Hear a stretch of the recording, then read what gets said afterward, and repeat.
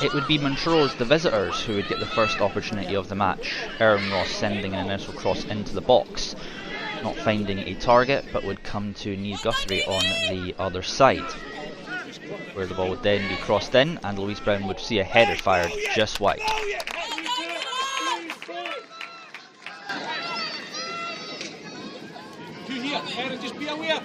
However, Celtic would be a relentless force in this first half, with the first of their many opportunities coming from the first of their many corners in this match, with the ball coming in towards the box, where Claire Walsh would get onto the end of the ball, but would put the ball wide under pressure.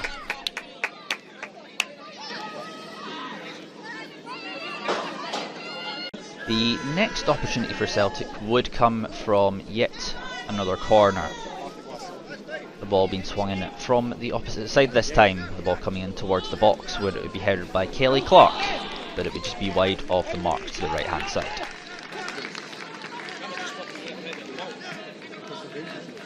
Celtic would continue their relentless push in this first half.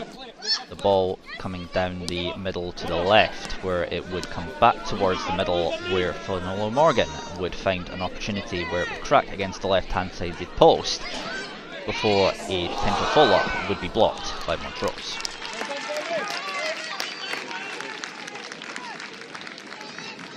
Celtic's pressure again would continue, the ball down the right hand side.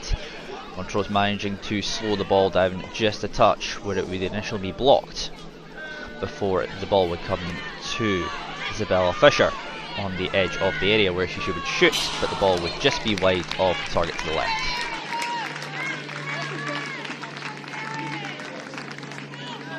Celtic again would find success down the right hand side, the ball being crossed into the box, where it would be initially blocked by Montrose before being sent to the left, where Celtic would regroup and send the ball back towards the middle, where Isabella Fisher would gather the ball from long range and would just put the ball over the top.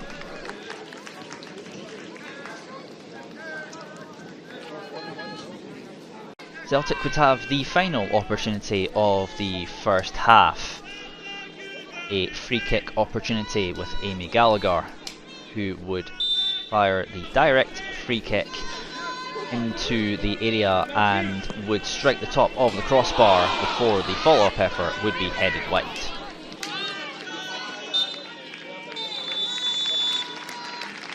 Into the second half we headed, and Celtic would continue on their trajectory. Montrose trying to get to the ball out from a dangerous area, only sending the ball to the midfield, where Celtic would recollect and the ball would be fired back into the area for Claire Walsh, who would fire a shot just wide of the mark.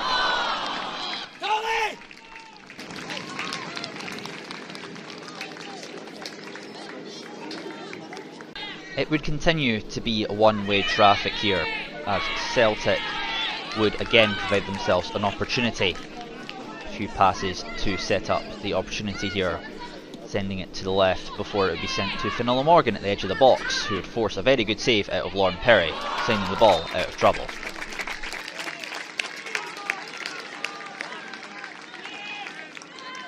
Montrose were limited in their opportunities in this match, with only their second opportunity of major notes coming in the second half. The ball being sent from Lauren Perry, and it would be headed on via Helen McDonald-Dubois, who would send the ball to Darcy Miller, but her shot would not have the power it would require and would be just wide of the target.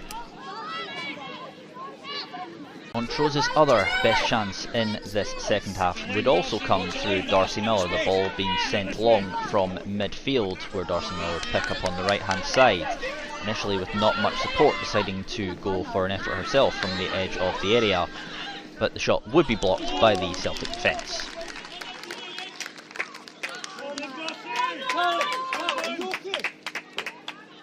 Celtic would, however, get their opener in this match. The ball from Finola Morgan going down to Casey Howe down the right hand side. She would find space and would shoot, with the ball hitting the crossbar, not initially being given, but then would be confirmed as the opener. Celtic would then double their tally in this second half very late on. The ball being blocked not once but twice before it would come back to Maria McKennie, who would shoot from outside the box and score a stunning goal for Celtic to make it 2.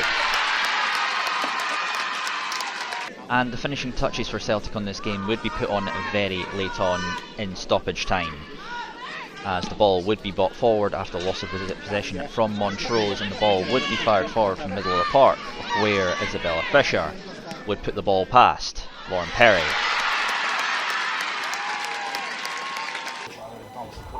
How do you feel the game went today? I think at times we rode our luck, but at the same time we've also pushed them on, and we've put a lot of pressure on Celtic, and we've kept the score for as long as we possibly could. And I think definitely from the start of the league campaign we've pushed teams already, and we've taken a lot of positives from it, and we do need to spring on to next week and take it from there. And on that subject, you've got Motherwell next week at home. What are you thinking and anticipating in ahead of that game? A good battle. Motherwell always up for a battle. We're always up for a battle, so that's probably the big one for it. And I want to get from your point of view, Cassie, what you thought of that game from a player's point of view. Hard. Yeah, definitely. Celtic are a very good team. They play good football and they've got good movement, and I think that showed. Similar to Aaron said, obviously we rode our luck at times, but you need that in kind of games where you're going to be defending a lot. But I thought we did really well. I thought we defended well, and I do think we give Celtic problems going forward, and obviously had a goal disallowed and a few chances, but it is what it is, and that's where the big teams are. The big teams have look at the chances. And again, the sort of same question from a player's point of view. You've got Motherwell next week. How is it going into a game when you know Motherwell are going to be quite a physical team? I think it's good because we enjoy that as well. And it's closer. We know that we could definitely go on and win the game, but also Motherwell could win the game. It's closer than when we play these big teams. But yeah, no, Motherwell are physical, and so are we, and it's always a great